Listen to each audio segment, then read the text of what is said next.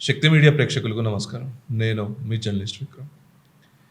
ఎద్దేడిచిన వ్యవసాయం, రైతేడిచిన రాజ్యం బాగుపడదని చెప్పేసి మనకి పురాణాలు చెప్తూ ఉంటాయి.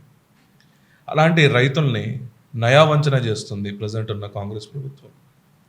ఎందుకు ఇది గంభీరమైన ఆరోపణలు చేస్తున్నామంటే, ఇది ఆరోపణ కాదు, ఇది జరుగుతున్న వాస్తవం. రాజధానికి కూటివేటు దూరం ఉన్న రంగారెడ్డి జిల్లాలో మొయినాబాద్ మండలంలోని ఎనకేపల్లి గ్రామంలో 6 దశాబ్దాల నుంచి వ్యవసాయం చేస్తున్న ఒక దళితులని నయావంచన చేస్తుంది ప్రజెంట్ ఉన్న కాంగ్రెస్ ప్రభుత్వం.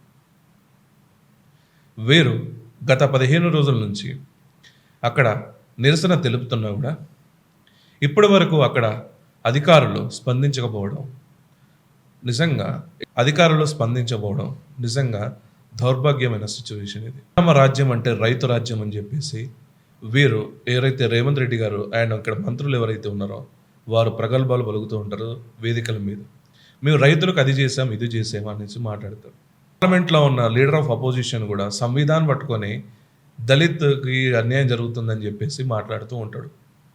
కానీ ఇక్కడ చూస్తే దళితుల భూములను లాక్కుందాం అనేసి ప్రభుత్వాలు అక్కడ హెచ్చరించడం వల్ల అక్కడ లబోదిబోం అనుకుంటూ అక్కడ వ్యవసాయదారులు ఏదైతే దళిత సమాజ వర్గం నుంచి ఉన్నారో వారి నిరసనకి మద్దతుగా జనత కిసాన్ మోర్చా తెలంగాణ రాష్ట్ర డిపార్ట్మెంట్ ఏదైతే వింగ్ ఉందో ఆ రైతుల దగ్గరికి వారికి సంఘీభావం తెలుపుతూ ఈ యొక్క ఉద్యమాన్ని ముందుకు తీసుకెళ్దామని చెప్పేసి వారి దగ్గర వెళ్ళడం జరిగింది. అయితే ఇప్పుడు మనం ఆ రైతులు ఏం మాట్లాడుతున్నారో ఒకసారి చూద్దాం. నమస్తే సార్. దీనికి తప్ప మాకే దారి లేదు. నా మామ చచ్చిపోయింది, అమ్మ కూడా చచ్చిపోయింది, దసరి కొడుకుని పెట్టుకున్నా. మా గతికి ఇంతకుముందు మీద ఆధారం ఉంది సార్. మాకు ఈ ఆధారం ఇంతకన్నా బతికేం లేదు. చదివింది కంటే పెద్ద చదివి మా చదివిన అంతకన్నా ఏం లేదు సార్. ఈ చెట్లు ఉన్నాయి, మేము చచ్చిపోయేందుకు సార్ ఏదన్నా న్యాయం చేయాలి. మా మామలకు భూములు ఇచ్చారు గరీబ్ బోలని పన్ను రూపాయి దాకా పెట్టుకుని పన్నులు కట్టిరు. భూమిలో మేము పంట పెట్టుకుంటే వాళ్ళు వచ్చి దౌర్జన్యంగా వచ్చి ఈ భూమిలోకి వచ్చి మీరు ఉండొద్దని మొత్తం లాడ్ చార్జ్ చేయించారు. ఎమ్మెల్యే యాదయ్య ఎగిరిపోయింది. మా కింద పడ్డ మొగాలు దెబ్బలు తల్లే, ఇట్ట దెబ్బలు తల్లే. మాకు చూపించుకునే మీరు మగ పిల్లలు సార్, మేము ఆడపిల్లలము చెప్పుకోకుండా దెబ్బలు తల్లి మాకు. మరో గోసా పడుకుంటా మేము రాయి రప్పలు తీసుకుంటా మేము ఉన్నాం సార్. నా భూములు ఈ భూమి సాక్షి చెప్తున్నాం. ఈ భూతల్లే పెడతారు అందరినీ, కానీ మేము ఆ భూమి మాకు కావాలని పోరాటం చేస్తున్నాం, బాధపడుతున్నాం సార్. మేము ఇప్పుడు సంఘాలం సార్. ఇగో మా వెనక పెళ్లి, నా పేరు పొన్నమ్మ.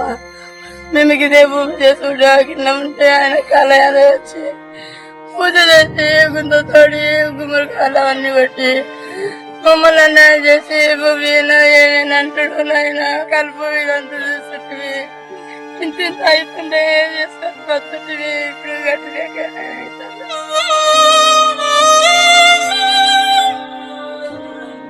అడవిలో ఉంటున్నాం. మా ఆయన సంటరింగ్ పని చేస్తాం సార్. చచ్చిపోయాడు సార్.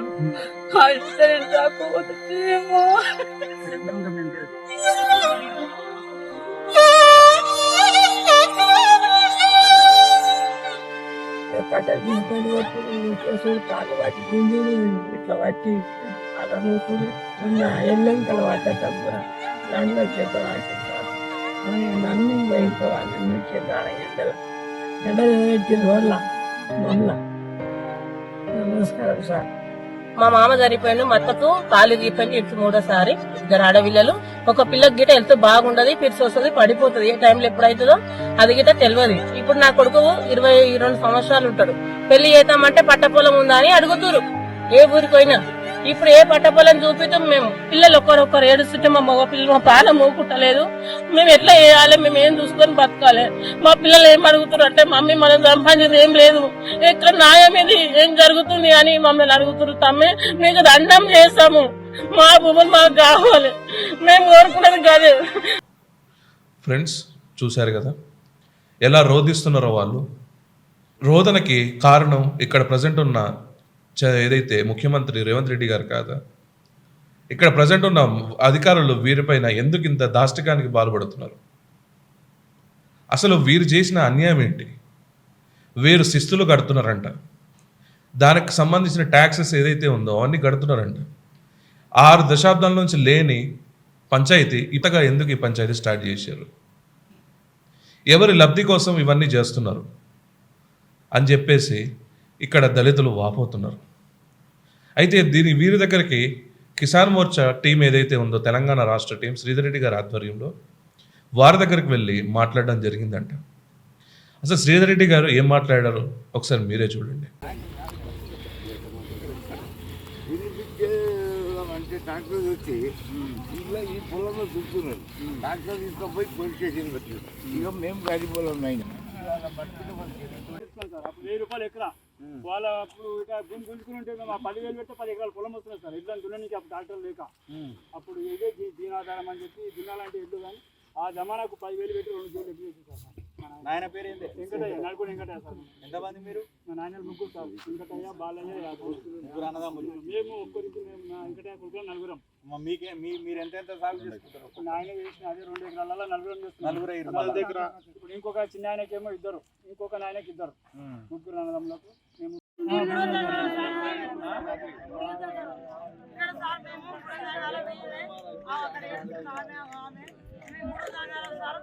మా ఇంట్లో మా పొలంలో కూడా బాగా వస్తుంది. అన్యాయం చేసి మమ్మల్ని కార్ల కింద పడుకోమని చెప్పి ఇంత దుర్వంగా మాట్లాడాడు. ఆయన ఎట్లా రాజ్యం వేస్తాడు? ఆయన ఏమి ఎక్కడ ఏ ముఖం పెట్టుకొని వస్తాడు? మళ్ళా ఇదే పద్ధతి రాసుడి బిడ్డ లేరా? ఆయన బ్యారగ లేరా? ఆయనకు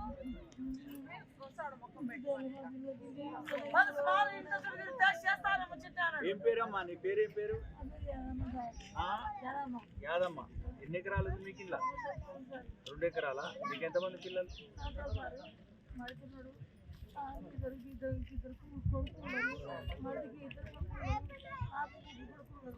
ఏమేసేది ఇంట్లో మీరు పంట? ఇక్కడ అన్యాయంగా షెడ్యూల్డ్ కులాలు దశాబ్దాలుగా సాగు చేసుకుంటున్నటువంటి భూములను ప్రభుత్వమే మరి కబ్జా చేసేందుకు ప్రయత్నం చేస్తూ ఉందని చెప్తా ఉన్నారు. కబ్జా అనే మాట ఎందుకు వాడాల్సి వస్తుందంటే ప్రభుత్వం చెప్తున్నటువంటి కారణం కూడా హాస్యాస్పదంగా ఉంది. కోకాపేటలో ఉన్న గోశాలను అక్కడి నుంచి వాళ్ళను పంపించడం కోసం, అక్కడ భూములను ప్రభుత్వం రియల్ ఎస్టేట్ వ్యాపారం చేసుకోవడం కోసం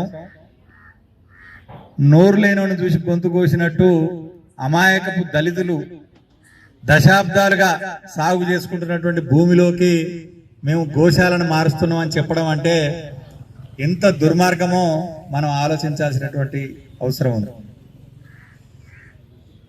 అయితే నేను వచ్చిన దగ్గర నుంచి మాట్లాడుతూ ఉన్నారు. ఒకళ్ళు 250 గజాలు అంటున్నారు, ఒకళ్ళు 300 గజాలు అంటున్నారు, ఒకళ్ళు 500 గజాలు అంటున్నారు. ఏందన్నా ఎవరికి ఇస్తుండు? హక్కుల కోసం బిచ్చమెత్తొద్దు, కొట్లాడి సాధించుకోవాలా. ఇది అంబేద్కర్ చెప్పిన మాట. ఈరోజు దళితులకు పొద్దున్న లేస్తే దళితుల హక్కుల గురించి, దళిత ఉద్ధరణ గురించి మాట్లాడేటువంటి కాంగ్రెస్ పార్టీ నాయకులు సమాధానం చెప్పాలా? నోరు లేనటువంటి అమాయకులైనటువంటి దళితులే దొరికిర్రా? వాళ్ళ భూములే కనపడుతున్నాయా మీకు? ఈరోజు బాధితులు చాలామంది దీక్షలో మాట్లాడారు. దశాబ్దాలుగా సాగు చేసుకుంటున్నామని, ఇది తప్ప మాకు ఎటువంటి ఆధారం లేదని మాట్లాడుతున్నప్పుడు ఒక మహిళ, లాఠీ చార్జీకి గురైనటువంటి బాధిత మహిళ మాట్లాడటం కూడా చూసినాను. చాలా బాధ అనిపిస్తుంది. సాటి దళితుడే శాసనసభ్యుడిగా ఉండి కారు కింద పండుకో అని చెప్తున్నాడు. ఎవరి కారు కింద ఎవడు పండుకోవాలా? నీ చించోలిపేటలో నీ భూములు గుంజుకుంటే నీకు తెలుస్తుంది బాధ. పెట్టు నీ దాంట్లో గోశాల. కాళయాదయ్య గారు కిసాన్ మోర్చా రాష్ట్ర అధ్యక్షుడిగా నేను చెప్తా ఉన్నా, నీకంత ప్రేమ ఉంటే ఆడబెట్టు. ఇలా నువ్వు ఎన్ని పార్టీలు మారినావు, నువ్వు ఎంత అవకాశవాదివి, నీ అధికార దాహం కోసం నీ అవకాశవాదకార రాజకీయాలు చేస్తున్నావు. నీకు దళితుల గోస కంటికి కనపడటం లేదా? ఆలోచన చేయాలా. ఇలా భారతీయ జనతా పార్టీ కిసాన్ మోర్చా పక్షాన చెప్తా ఉన్నాం, ఖచ్చితంగా ప్రభుత్వం వేసేటువంటి తొలి లాఠీ దెబ్బ భారతీయ జనతా పార్టీ కార్యకర్త మీద పడ్డాకనే ఈ భూములకు వస్తాడు, గుర్తుపెట్టుకోండి. భూములకు రానిచ్చే ప్రశ్నే లేదు. బరాబర్ ఇలా మా బీజేపీ నాయకులతో, స్థానిక బీజేపీ నాయకులతో కలిసి మేము పోరాటం చేస్తాం. ఎట్లా వస్తారో రాండి, ఎవడొస్తాడో రాండి, భూములకు చూద్దాం. ఏం పరాస్కాలు చేస్తుర్రా, తమాషాలు చేస్తుర్రా? భారతీయ జనతా పార్టీ తరఫున ఖచ్చితంగా ఈ విషయాన్ని జాతీయ ఎస్సీ కమిషన్ దృష్టికి తీసుకుపోతాం. జాతీయ ఎస్సీ కమిషన్ ని జోక్యం చేసుకోమని అడుగుతాం. ఇలా ప్రాథమిక హక్కులకు సంబంధించినటువంటి వ్యక్తులకు హక్కులకు భంగం వాటిల్తా ఉంది. ఇక్కడ ఎట్లా మీరు ఇలా దళితుల దగ్గర నుంచి ఏ ప్రాతిపదిక మీద భూమి తీసుకుంటారు? దాని దగ్గర ఉన్నటువంటి ప్రాతిపదిక ఏంది? ఎవరికి కావాలని 250 గజాలు, 300 గజాలు? ఇలా పచ్చని పంట పొలాలు వాళ్ళు కష్టపడి సాగు చేసుకొని, రాళ్ళు రప్ప తీసేసి బాగు చేసుకొని, రెక్కల కష్టంతో 2వ తరం 3వ తరం సాగు చేసుకుంటా ఉంటే వాటిని వచ్చి మీరు గుంజుకుంటారు. కాబట్టి ఈరోజు పూర్తి స్థాయిలో భారతీయ జనతా పార్టీ కిసాన్ మోర్చా శ్రేణులు ప్రత్యక్ష కార్యాచరణకు దిగుతాయి, గుర్తుపెట్టుకోవాలా. చెప్పారు, ఈ చీయలు తింటోడు పోతే బొక్కలు తింటోడు వచ్చిండు. ఆ టీఆర్ఎస్ తోడు చేయలేదట, వీళ్ళకు కూడా తీరలే. పట్టాలు ఇవ్వకపోగా వీళ్ళకు ఈ భూమి మీద హక్కులు కల్పించకపోగా పన్నులు కడుతున్నామని చెప్తా ఉన్నారు. ఇలా జ్యుడిషియల్ విచారణ జరిపేయాలి. దీని వెనుక ఉన్న పెద్ద మనుషులు ఎవరు? కోకాపేట నుంచి వీడికి గోశాల మార్చాలనేటువంటి కథలు అల్లింది ఎవడు? ఆ కోకాపేట భూములను రియల్ ఎస్టేట్ చేద్దాం అనుకున్నది ఎవడు? తేలాలన్నీ. ఇంత దుర్మార్గంగా వ్యవహరిస్తున్నారు. ఇలా మాకు అన్యాయం జరుగుతుందని మహిళలు ప్రశ్నిస్తే వాళ్ళని తీసుకుపోయి బలవంతపు అరెస్టులు చేస్తారా, దాడులు చేస్తారా, లాఠీ చార్జీలు చేస్తారా రైతుల మీద? అనేక హామీలు ఇచ్చిర్రు. ఇలా పూర్తిగా మీరు చేసేది ఏంది? మీ 18 నెలల పాలనా కాలం చూస్తే ఇలా పూర్తిగా రైతులను ఉద్ధరిస్తామని చెప్పి అధికారంలోకి వచ్చి రైతుల భూములు గుంజుకొని రియల్ ఎస్టేట్ వ్యాపారం చేయమని చెప్పారా మీకు? ఇదేనా ఇందిరమ్మ రాజ్యం? ఇందిరమ్మ రాజ్యం అంటే దళితుల భూములు గుంజుకోవటమేనా? రేవంత్ రెడ్డి గారు చెప్పాలా. ఎనికేపల్లి నుంచి కిసాన్ మోర్చా రాష్ట్ర శాఖ అధ్యక్షుడిగా నేను అడుగుతా ఉన్నాను. వెంటనే ఈ దుర్మార్గమైనటువంటి వైఖరిని మార్చుకోవాలా, విషయాన్ని పునఃసమీక్షించాలని చెప్పి నేను కోరుతా ఉన్నా. ఖచ్చితంగా భారతీయ జనతా పార్టీ కిసాన్ మోర్చా ఇది జాతీయ ఎస్సీ కమిషన్ దృష్టికి తీసుకొస్తుంది. చిట్ట చివరి వ్యక్తికి, దళితులకు న్యాయం జరిగేదాకా భారతీయ జనతా పార్టీ కిసాన్ మోర్చా ఇక్కడ బాధిత రైతులకు అండగా ఉంటుందని తెలియజేస్తూ నేను సెలవు తీసుకుంటా ఉన్నా. ఖచ్చితంగా మనకు న్యాయం జరుగుతుంది. న్యాయం జరిగేదాకా భారతీయ జనతా పార్టీ కార్యకర్తలు, స్థానిక నాయకులు మీకు అండగా ఉంటారు. పెద్దన్న ప్రకాష్ గారు ఉన్నారు, వారి నేతృత్వంలో ఖచ్చితంగా అందరికీ న్యాయం జరిగేదాకా కొట్లాడదామని చెప్పి భారత్ మాతా కీ, భారత్ మాతా కీ. రైతుల పట్ల వ్యతిరేక విధానాలు అవలంబిస్తున్న రేవంత్ రెడ్డి గారి సర్కార్ రైతుల భూములు గుంజు. వారు ఏమేమి డిమాండ్ చేశారో, వారి డిమాండ్స్లో నిజంగా వాస్తవం ఉందా?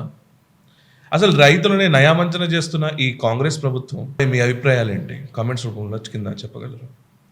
ఈ వీడియో ప్రతి ఒక్క తెలంగాణలో ఉన్న ప్రతి ఒక్క రైతు కుటుంబాల్లో ఇదొక వీడియోని షేర్ చేసి ఈ ఇష్యూని హైలైట్ చేయాల్సిందిగా కోరుకుంటున్నాం. జై హింద్, జై భారత్. ఈ వీడియో కానీ మీకు నచ్చినట్టయితే friends like, share and comment చేయాల్సిందిగా కోరుకుంటున్నాం. మరియు సబ్స్క్రైబ్ చేసి మమ్మల్ని ఇంకా ఎంకరేజ్ చేయాల్సిందిగా కోరుకుంటున్నాం.